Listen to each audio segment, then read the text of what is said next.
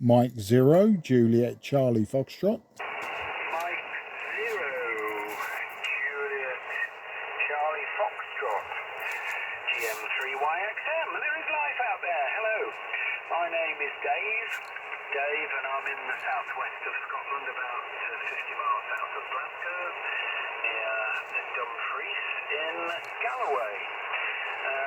M0JCF, GM3YXM. Yeah, Golf Mike 3, Yankee X-Ray Mike, Dave, Southwest Scotland.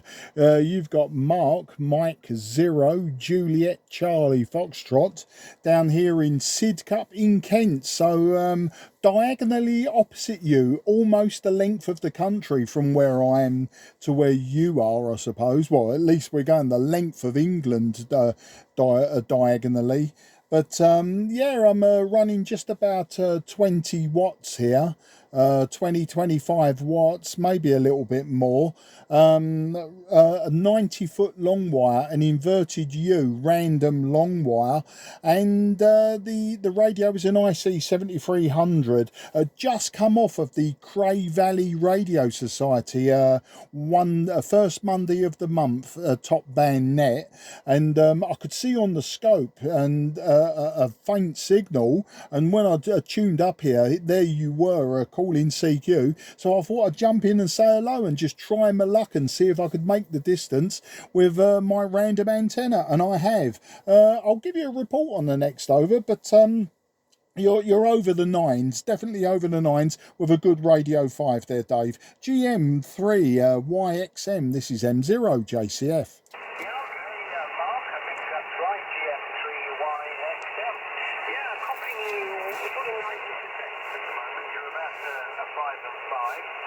About 5 and 5 on a horrible rainy night here in southwest Scotland. It was not a bad day, but cold and clammy, but it's started raining now, like I think everybody's had a lot of rain recently. I don't know. I don't know what it's been like in Kent, but you can tell me. I'm using a dipole here up at 60 feet, and the radio is the Icon 7610. As I say, around about 5 and 5, depending on the clicks and pops and crackles and things. I wonder what the setup there is. Okay, on the local net. Yeah, that's good. It's good that there's a local top band net. There's, it used to be the band that everybody had their local nets on, but now I guess it's too late. 0JCF at GM3YXM.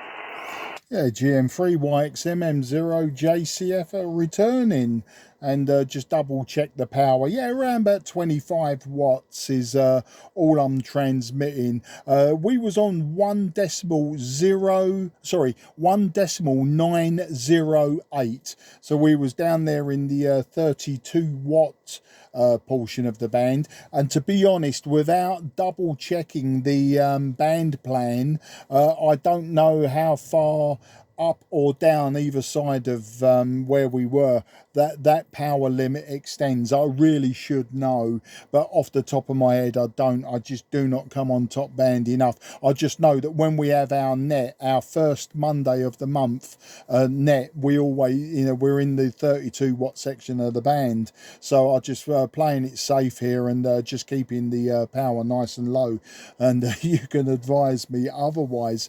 But yeah, there was 8 or maybe about 8 of us. 1, 2, 3, 4, 5, 6, 7. Yeah, there was 8 of us on tonight. We start off on LSB and then we move to AM. So it might be worth noting, Dave, that the first Monday of the month, each month, that net does happen, and you could maybe get yourself more contacts than just me if you're around. It starts at 8 p.m. or 2000 hours UTC, and goes on till sort of, well, until just really before I come and spoke to you. But we plan on an hour, but it always overruns. But the weather down here, yeah, miserable as you would expect. It's been about 7 degrees today, and just on and off fine rain. You know, it's not a pleasant rain to be in. It seems to get in every nook and cranny. But that's the story there, Dave. I think I told you the radio is the IC-7300. If you check my QRZ page, you'll see I've got loads and loads of old pieces of rubbish. This is the most modern radio, and the wire is just a random long wire. So great NVIS antenna for top band 80, 60 and 40 meters, and I use it for you know, sometimes on 20. Very rarely do I go on 20, but for 10, 12 and 15 I use a vertical antenna. So that's the story. I do tend to ramble and waffle there, Dave. GM3YXM M0 JCF. Yeah, GM3YXM. I've just got down your QRZ page to the load of KW, what are they, 2000 or what is this? Is that Decker one on the end? And a sort of more modern looking one with the stripes on it. Late 2000s, I don't know. Anyway, KW kit. Very good. So yeah, the 7300 is pretty modern, isn't it? I mean, it's still a current radio, so yeah, you are straddling the generations with that kit. I've got a lot of old Atlas equipment. I don't know whether you know the Atlas 180, which was the first solid state affordable set that you could buy in the 70s. I've got a few of those, and some other Atlas gear, so my guilty secret. Your signal came up to about a 7 then, so it's coming up a little bit. I suppose there's been a lot of QSB on all the bands of late, I think due to all this atmospheric problems with the sun, you know, all these coronal mass ejections that keep hitting the Earth. So it's causing lots of turmoil in the atmosphere. And a lot of QSB. I just was listening on 20 before it came down here, and there's still a lot of W's on there coming in. But I thought I'd see what was on top of that, my favourite Atlas is. Yeah, 1908 is a popular frequency for, there's a net around Newcastle on Tyne on that frequency. Some big signals, but obviously not at the same time as your net. And yeah, the power limit changes at 1850. Below 1850 it's 400 watts.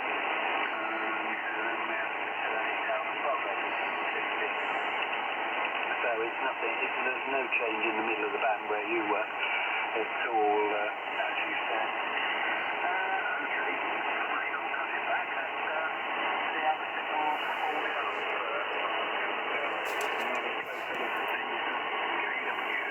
I see you've got the same blue shelving units that I've got in here. They were nice and cheap, so I've got 3 of them in here, and it's a small room, but then I'll make the best use of that space. M0 JCF GM3YXM.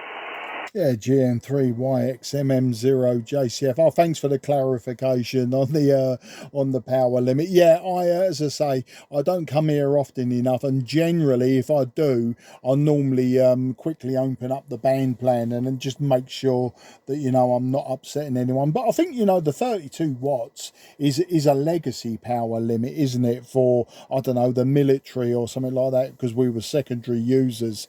I don't know that is it relevant anymore? I don't know, but you know, at the same time, I've got a conscience, so I'm not one of these or crank the power up as much as possible merchants that, you know, that sort of are around the world. You know, there are some people that, you know, have got the power limits and they will sit on a power limit, and some of them will go excessive. I mean, I've got, you know, a ballpark figure in my head of the losses in my system, including the fact that I'm just using a random long wire. And, you know, I think, you know, if I'm losing 3 dBs, then I know I can go over slightly. But I mean, you're consistently 5 and 9 plus, but plus 5. You're 5 and 9 plus 5 to me, Dave, on this antenna. And I have been rolling back the RF gain a couple of times. Obviously, where I live, you know, you've got me at 5 and 5, but where I live, I wouldn't be able to hear you at S5 on this, you know, like where, you know, in this urban setting. It's my noise level is around S8 or thereabouts, you know, on top band. But you know, the IC-7300, it copes very, very well. Lots of you know, like mucking about with the noise reduction and the IF filters, etc. So, you know, I can actually actually produce a few miracles, but you know, I don't play with it often enough to be really sort of say, that's it, that's the settings I need to go to every time. You know, obviously being menu driven and SDR and everything, you know, there's a lot to play with. And in the course of a QSO, you don't always get that opportunity, and especially this late in the evening as well.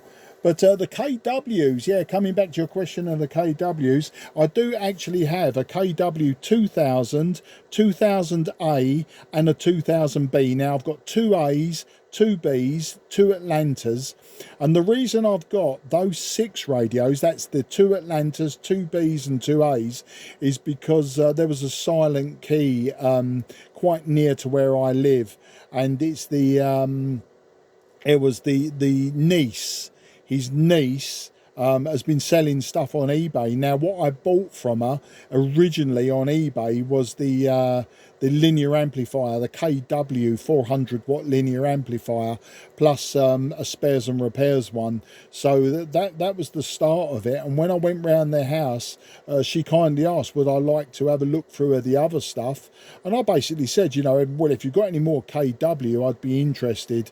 And that's how we came to do a deal on all of those KWs. I've got a 2000 without the letter at the end, the 50 watt one.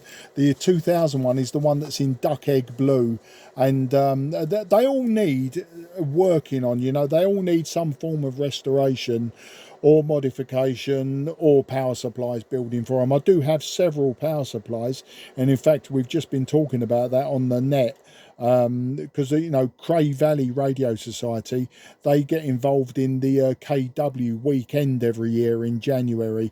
There's a lot of KW enthusiasts because of course the factory is quite local to, or was local to where I live now. It was in Dartford, so just a 15-minute drive, 20-minute drive away from me.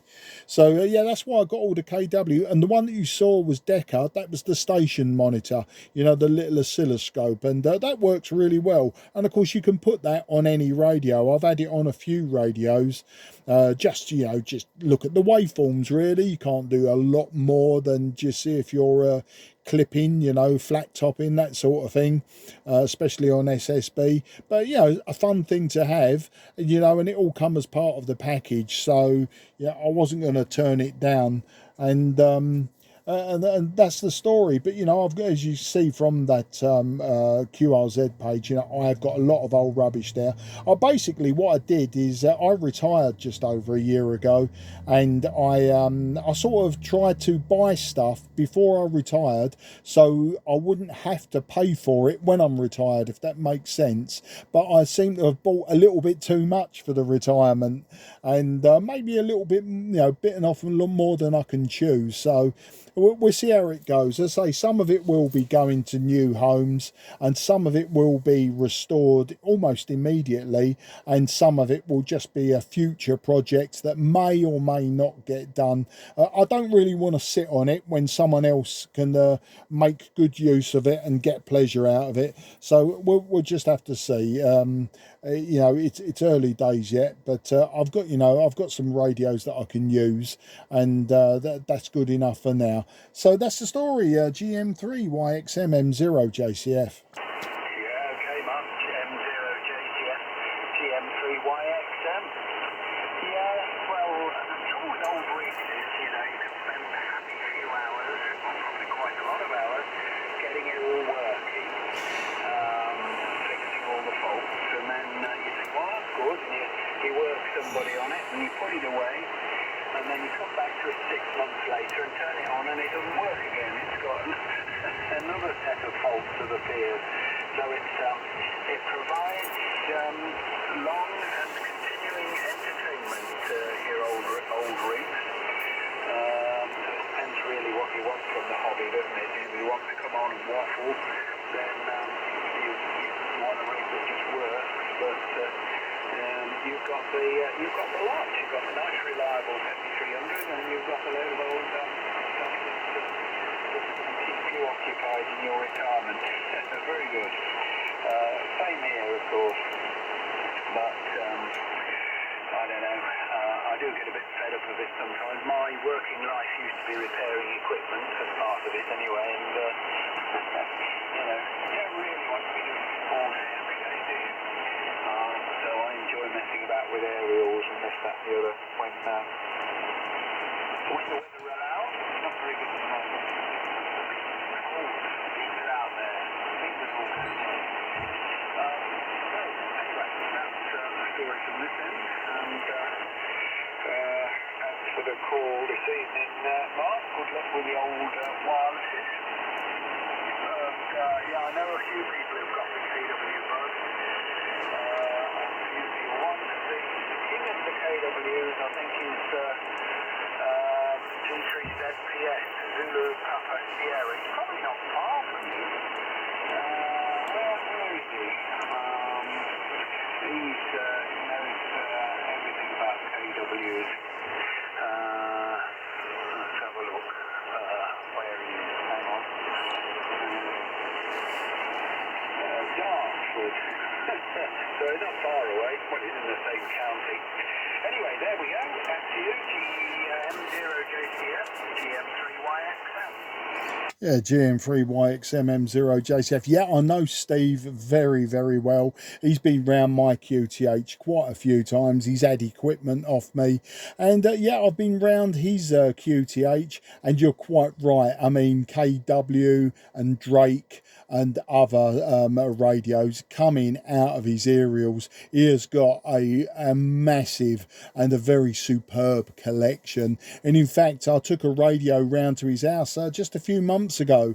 I had a Yaesu FT101ZD that was playing up, and I wasn't too sure on that one, so we went round his house and we had it apart. I had a couple of valves, and it turned out just an anode wire off of one of the top caps in the final stage. One of the anode caps had come unsoldered, and consequently the radio was very low output. And so we changed the valves anyway. It was all open, and I had a pair of new old stock but Chinese valves, and we just stuck them in there, and it all came to life. So I've kept the old valves. I've marked on the boxes where they come from and the issue, but we reckon that the issue was obviously this a very dry joint on the top cap, and basically as you touched it, the joint gave up. So that was probably, it was either high resistance or it was physically off and just resting. But who knows, we didn't look any further than that. A bit of a tweak and a tune, and it worked lovely. And then I passed that on to a new home, and you're quite right. You know, these radios I tend to use when I've made them good. I tend to use them, and then when I get bored, but I want want of a better word, then I move them on. I don't sit on them after restoration for any real length of time unless I really want the radio, in which case it will get used regularly anyway. But yeah, I don't tend to sit on them. I normally move them on. But some of these older radios become a bit of a niche part of the hobby, you know, and a lot of new hams, especially these days, they want a ubiquitous black box, take it out of its ubiquitous cardboard box, plug it in, and just work DX, or, you know, to work whatever it is they want to work. And that's fine, you know. The days of the technicians and engineers are getting fewer and fewer and fewer. And like yourself, I've been an engineer and a technician and every other discipline in between. And but I've moved, you know, with the times. I left school in the late 70s and did my apprenticeship with International Telephones, so I was always a telecom engineer. Then when I moved to the local cable company that I've just finished with after 29 years, you know, I started telecoms, then we went into cable TV, then digital TV, and then migrated to IT, and I finished up as a Unix administrator and also the server hardware engineer. So it's like my repair work was modular.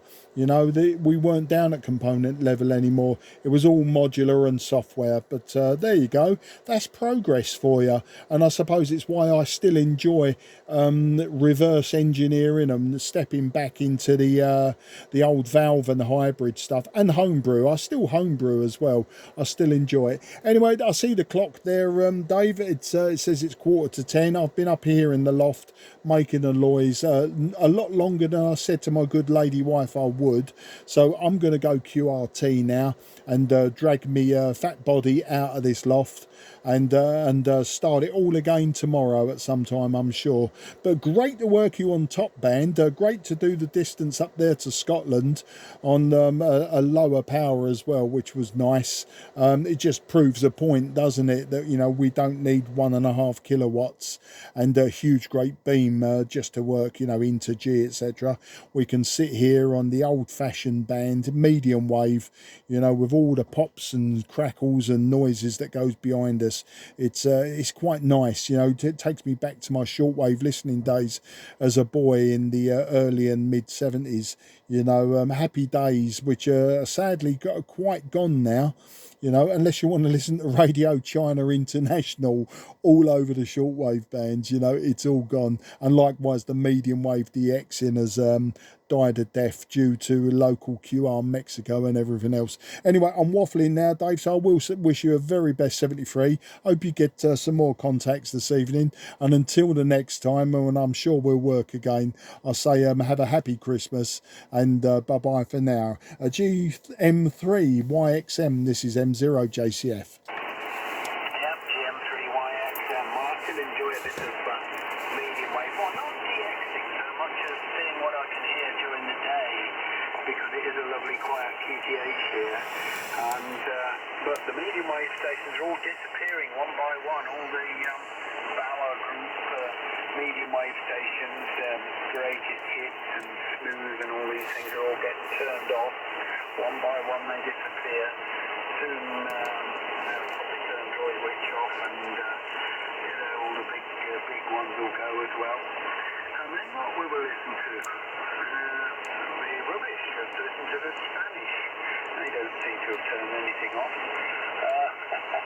So there we are. Pass on my regards to Steve, ZPS, if you speak to him in the near future. And nice to meet you this evening, Mark. Keep the soldering iron warm, as they say. And you probably, it sounds like you started about the same time as me. I got my call sign in 1969.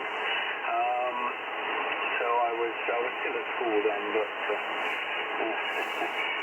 I'm not now. Anyway, cheers for now. M0JCF, GM3YXM.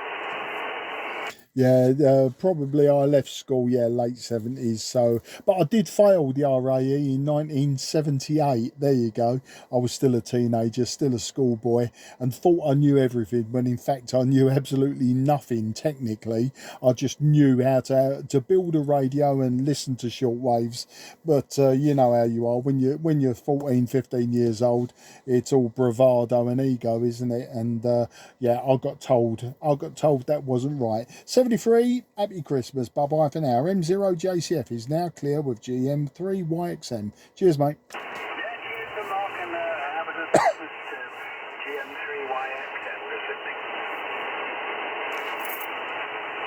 Good. Oh, hello, Malcolm. Hello, David. And it's still raining. Yes, it's started doing that here as well. I can hear it just tapping on the roof there. It's not hammering down, but it is raining. Yeah, it's about the same here. It's not rain heavy at all today, but it's just been raining all